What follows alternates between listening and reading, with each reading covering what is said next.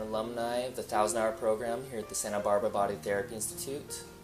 I began my studies of massage therapy, qigong, and lymphatic drainage back in 1995, and since then have continued to have practice in Santa Barbara, Los Angeles, and now in Phoenix, Arizona. Lymphatic drainage, which is the class today, we are focusing on the lymphatic system, which is basically the body's sewage system. It's what takes all the toxins that are developed through normal metabolism, as well as the toxins that we gather from the environment, from our food, from the air, from water, from the electromagnetics, and any heavy metals that we're exposed to through pesticides or dentistry, and it tries to pull those toxins out of the tissues and break them down so that they can be purged out of the body.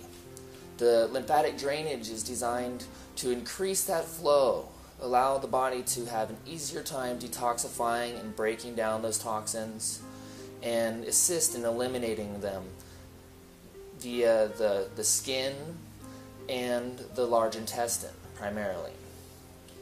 With the manual lymphatic drainage, we use a light, even flowing touch to go with the rhythm of the lymphatic system, squeezing along those pathways to circulate that lymph through what we call lymph nodes, which are basically the recycling centers. They take all these toxins and they break them down into smaller and less toxic pieces so that they can be reassimilated in the body, the parts that are useful, or to eliminate the parts that are still toxic. Lymphatic drainage can be useful for general health, but it's also very useful for people with serious debilitating illness. Especially those people who are inactive, such as on bed rest, disabled, or elderly. It's important with the lymphatic drainage to begin by opening up the elimination pathways. The main pathway of elimination for the lymph is through the large intestine. So we'll begin just by circling the large intestine, increasing the flow of elimination of toxins out of the body. The lymph nodes, which process the lymph, are in greatest concentration in the joints of the body and in the abdomen. So that's going to be a primary focus in the treatment.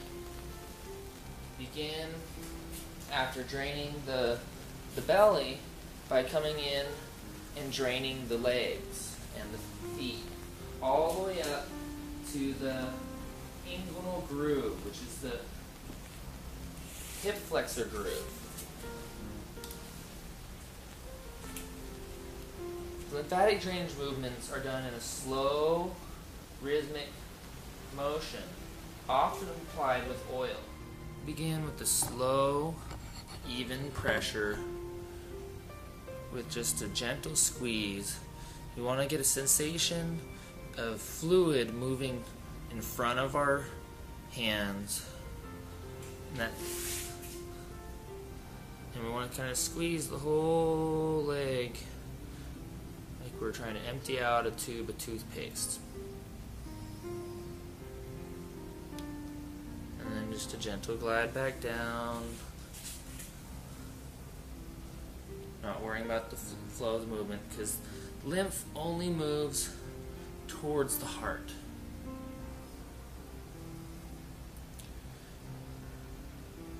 This V pattern of the hands is the primary technique, and we can do it here on the anterior side of the leg.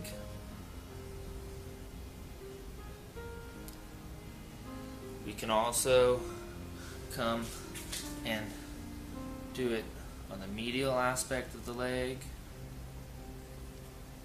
And you don't necessarily have to squeeze the whole leg at one time. I can do the lower leg and then come up and do the upper part of the leg. Now when we're coming towards the groin, we turn the hands in so that we're not invading anyone's privacy.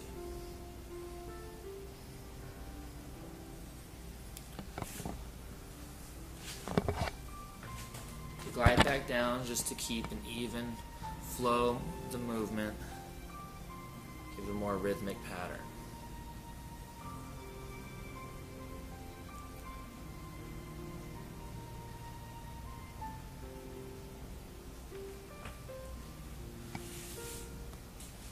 And then the other technique is milking. So we're going to just kind of gently coax and milk the lymph. It's especially useful around the joints and the bony areas and around the neck, face, and throat. So it's an excellent way to help drain water on the knee, which is an edema or fluid collection on the in and around the knee. And it's also for the ankle excellent for relieving the swelling of sprained ankle. And after we do the little bit of milking, we do another drain.